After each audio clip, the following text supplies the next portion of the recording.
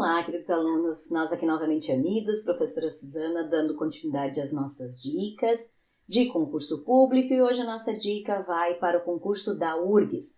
Hoje vamos trabalhar o Estatuto e o Regimento Interno. Vamos entender o que é a URGS e como ela está estruturada e como são as suas questões de prova, como Estatuto em específico ou de Regimento Interno. Vamos então acessar os nossos esquemas e as nossas questões para resolver. Então vamos lá, concurso da URGS, vamos então ver como é a URGS, o que é a URGS. Dentro do contexto de administração pública que nós estudamos pelo direito constitucional, nós temos as entidades que compõem a administração direta e temos as entidades que compõem a administração indireta. No nosso caso, a URGS é uma autarquia integrante da administração indireta. Por força do artigo 37, inciso 19 da Constituição Federal, ela é criada por lei específica e ela é então regida por regras de direito público. Internamente, essa entidade, que é dotada de personalidade jurídica, que é a URGS, uma autarquia, ela é formada por órgãos. Nós temos a diferença, então, de toda a estrutura de órgãos que temos interna. Mas os órgãos mais importantes, que são aqueles que normalmente são questões de prova, são os órgãos de administração superior. E os órgãos de administração superior da URGS são formados pelo CONSUM, CEP, CONCUR e reitoria. O CONSUM é o órgão responsável pela autonomia administrativa financeira da universidade. Então, é responsável por toda a estrutura, todo o gerenciamento dessa entidade. Tudo que diz respeito a decisões, a deliberações que envolvem, então, esta organização a título de gerenciamento, isso vai ser decisão do CONSUM.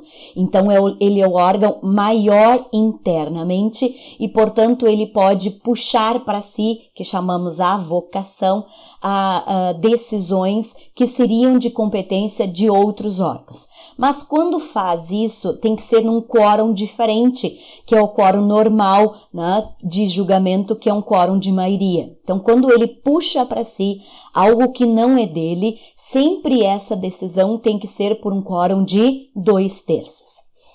O CEP, ele é responsável pela autonomia funcional. Significa o quê? Que o CEP é responsável por toda a questão da educação. Por quê? Porque a URGS trabalha com a educação, é a sua função, é a sua prestação de serviço. Então, esta autonomia em relação a esta educação e, consequentemente, todos os seus agentes, né, professores, servidores, vai ser deliberado, vai ser decidido pelo CEP. Temos ainda o CONCUR.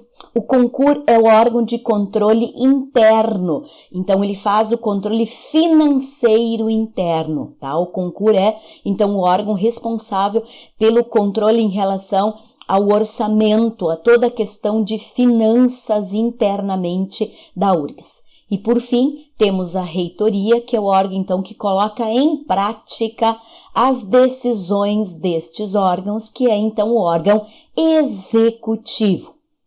A estrutura, então, da URGS é formada pelos órgãos de administração superior, é formada pelo hospital universitário e é formado pelas unidades universitárias que compreendem, então, os institutos centrais e as faculdades ou escolas e os seus órgãos auxiliares. Ainda temos os institutos especializados e temos, então, os centros de estudos interdisciplinares. Essa é a estrutura da URGS. E essa estrutura, então, aqui é utilizado na sua grande maioria das vezes como questões de prova, são os órgãos de administração superior. E por isso são eles que nós abrimos, então, né, com as suas decisões, ou seja, órgãos de administração superior, eu preciso saber o que ele faz. Então, é um órgão deliberativo, ele vai trabalhar com toda a decisão que envolve a entidade, significa o gerenciamento dessa entidade, portanto, autonomia administrativa e financeira.